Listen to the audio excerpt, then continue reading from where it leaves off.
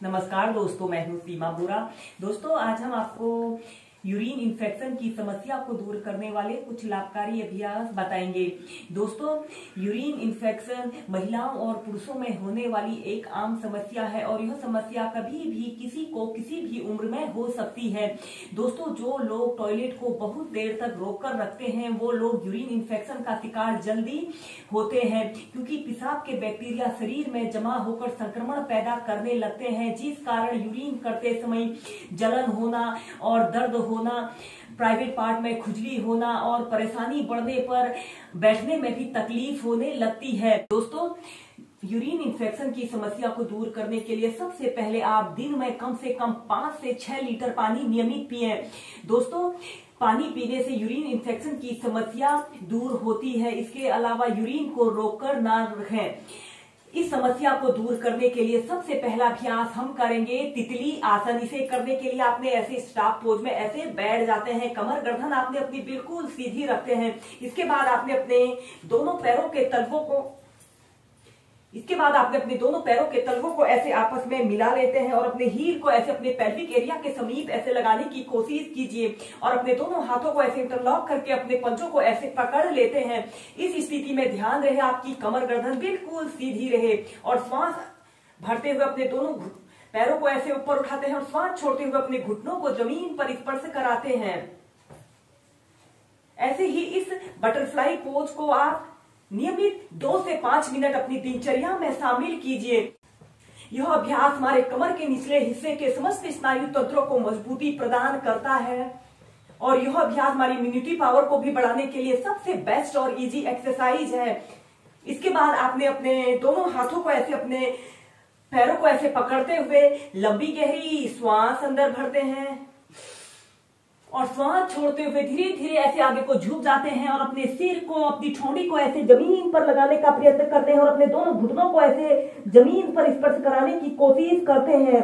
एक आरामदायक अवधि के लिए 30 सेकंड से लेकर 2 मिनट तक इस अभ्यास को ऐसे ही प्रैक्टिस कीजिए।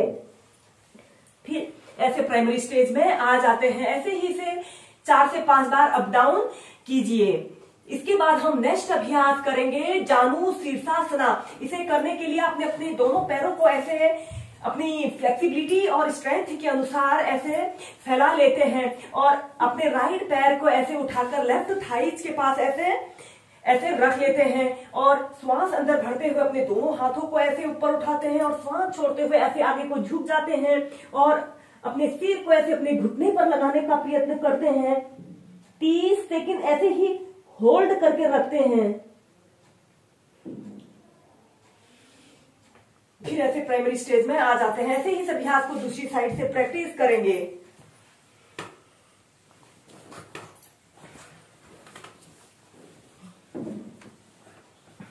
ऐसे ही से लेफ्ट राइट साइड से 4 से 5 बार प्रैक्टिस कीजिए।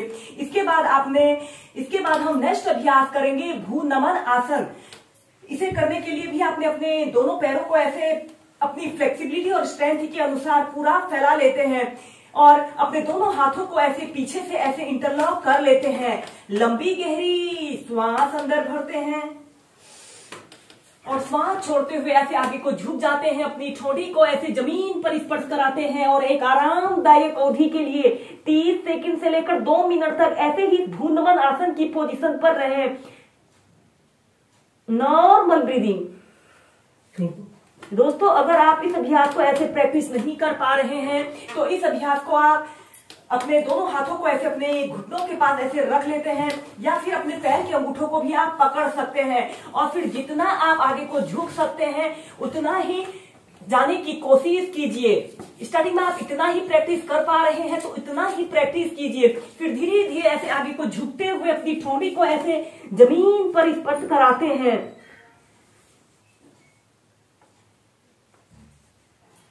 फिर धीरे धीरे ऐसे प्राइमरी स्टेज में आ जाते हैं।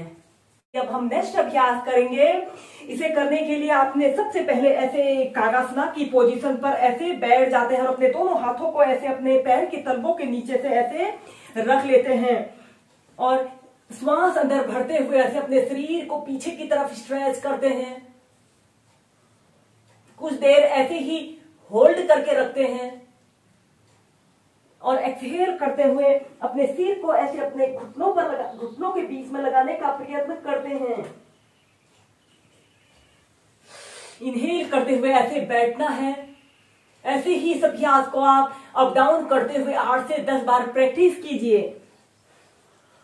अपनी दोनों कोहनियों को ऐसे सीधा करते हैं, आपके घुटने बिल्कुल सीधे रहें। लंबे गहरे श्वास प्रश्वास के साथ इस अभ्यास को आप प्रैक्टिस करें।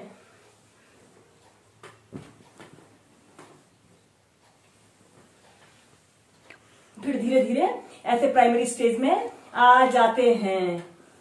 नेक्स्ट अभ्यास करेंगे मलासना योग। इसे गार्लैंड पोज भी कहा जाता है। इसे करने के लिए आपने ऐसे कागासना की पोजीशन पर ऐसे बैठ जाते हैं। अपने पैरों में ऐसे 1 से 1.5 फीट का ऐसे स्पेस रख लेते हैं और आप अपने दोनों हाथों को ऐसे अपने पंजों के पास भी ऐसे रख सकते हैं। इस स्थिति में ध्यान रहे आपकी कमर गर्दन बिल्कुल सीधी रहे।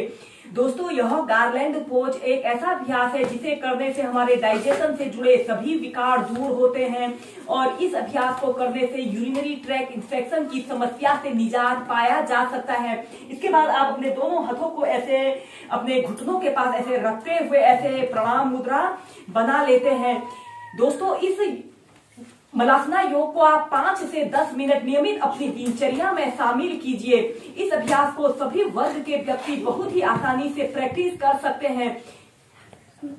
फिर इसके बाद आपने इसकी नेक्स्ट वेरिएशन को करने के लिए आपने ऐसे अपने पंजों के बल ऐसे बैठ जाना है। एड़ियां ऊपर की तरफ रहेंगी, एड़ियों पर बैठना नहीं है, एड़ियों को हल्का सा टच करते हैं। इस स्थिति में ध्यान रहे आपकी कमर गर्दन बिल्कुल सीधी रहे।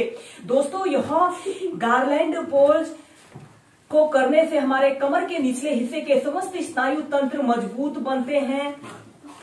इसके बाद आप इस अभ्यास को ऐसे अप डाउन करते हुए भी प्रैक्टिस कर सकते हैं। इनहेल करते हुए ऐसे राइट साइड जाना है, एक्सहेल करते हुए सेंटर में आते हैं, इनहेल करते हुए लेफ्ट साइड जाना है, एक्सहेल करते हुए सेंटर में आते हैं।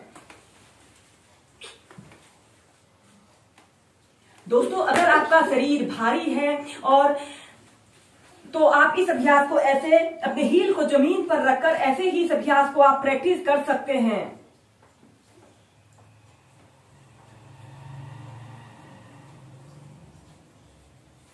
फिर धीरे धीरे ऐसे प्राइमरी स्टेज में आ जाते हैं।